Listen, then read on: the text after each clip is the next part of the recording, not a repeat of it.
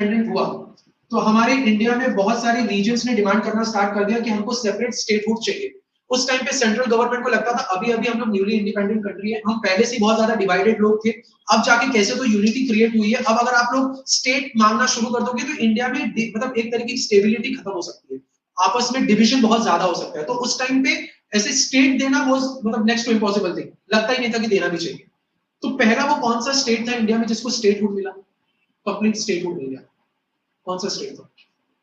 It was Andhra Pradesh. Andhra Pradesh में एक movement चला कि हम लोगों को सेपरेट स्टेटहुड चाहिए on the basis of language.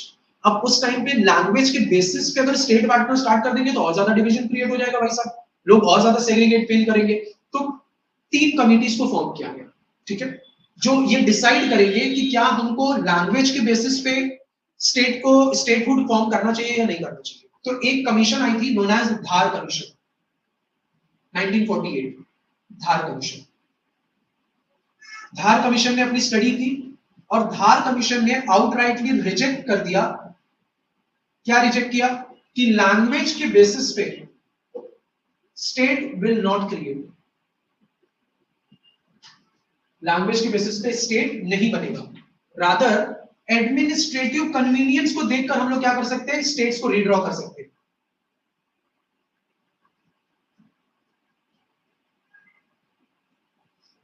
तो एडमिनिस्ट्रेटिव स्टेट ये मतलब कन्वीनियंस को इसको प्रायोरिटी दी है कि इस बेसिस पे हम लोग क्या कर सकते हैं, स्टेट्स के बॉर्डर्स को रीड्रॉ कर सकते हैं या किसी को स्टेटहुड दे सकते हैं, बट लैंग्वेज के बेसिस पे नहीं देना है।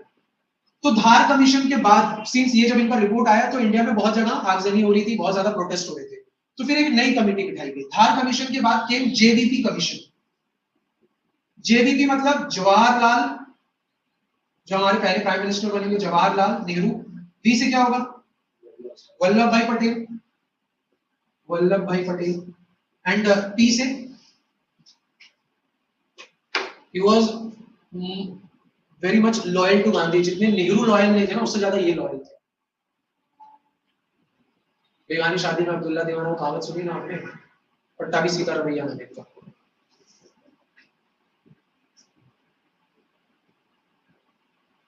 आपने वो कहानी सुनी है कि कांग्रेस में एक वोटिंग इंटरनल वोटिंग कराई गई थी जिसमें 14 कांग्रेस के सीनियर मोस्ट मेंबर्स प्रेजेंट थे और उनको चूज करना था कि वो किसको प्राइम मिनिस्टर के तौर पे देखना चाहते हैं, जवाहरलाल नेहरू को या वल्लभ भाई पटेल को। तो 14 में से 13 लोगों ने वल्लभ भाई पटेल को वोट किया था इंटरनल कांग्रेस मीटिंग में, सिर्फ एक आदमी ने नेहरू को वोट किया था। इमेजिन कौन हो सकता है वो, पट्टाभी सीतारामन, इन्होंने वोट किया था because he was loyal to Gandhi ji, and Gandhi ji naturally ही मतलब उनकी जो चॉइस थी वो हमेशा से जवाहरलाल नेहरू थे। व्हेन वल्लभ भाई पटेल विंस द इलेक्शन तो गांधी गॉट वेरी ऑफेंडेड कि मतलब ऐसा कैसे ये लोग कर सकते हैं मिलके, मेरे नेचुरल चॉइस को कैसे मतलब लोग ऐसे डिस्कार्ड कर सकते हैं। बिकॉज सबको पता था कि somehow Gandhi has liking towards the Jawaharlal Nehru, उनके प्रति है थोड़ा सा सॉफ्ट कॉर्नर था उनके अंदर।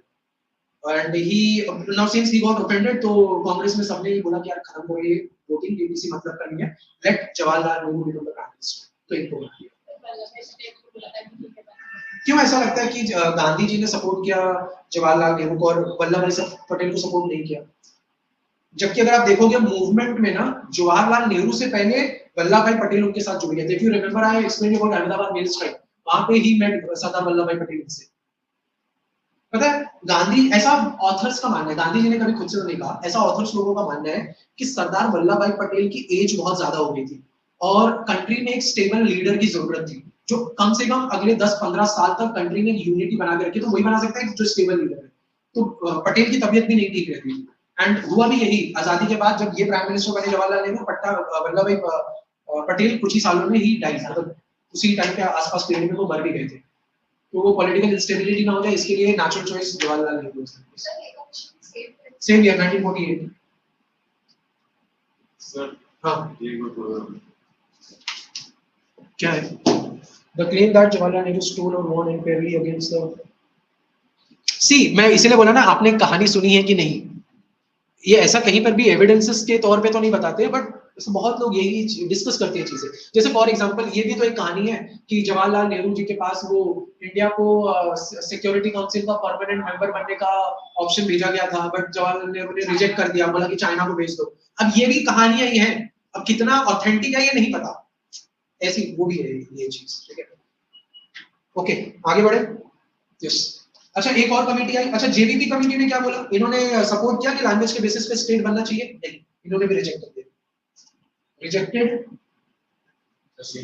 हाँ सेम कि स्टेट जो होगा वो लैंग्वेज के बेस पे क्रिएट नहीं होगा, rejected state on the basis of language,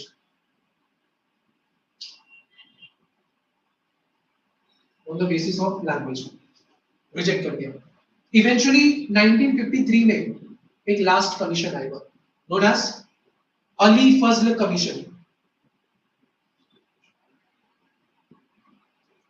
Ali Fazal commission eventually realise कि इंडिया में लैंग्वेज डाइवर्सिटी बहुत ज्यादा है और कुछ जो मेजर लैंग्वेजेस हैं उनके बेसिस पे हम क्या कर सकते हैं, स्टेट का रीऑर्गेनाइजेशन कर सकते हैं, मगर उन्होंने इस आइडिया को रिजेक्ट कर दिया कि वन लैंग्वेज वन स्टेट, इसको रिजेक्ट कर दिया, बट बोला कि लैंग्वेज के बेसिस पे बना सकते हैं, ठीक है।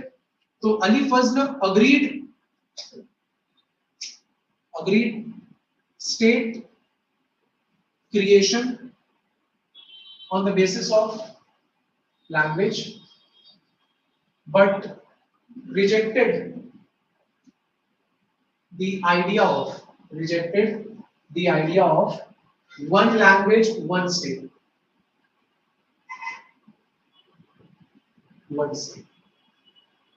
ठीक है, rejected the idea of one language one state, याद रहेगा।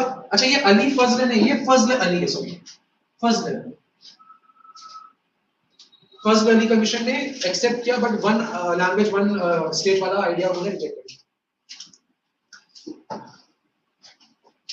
नेक्स्ट आगे बढ़ते हैं।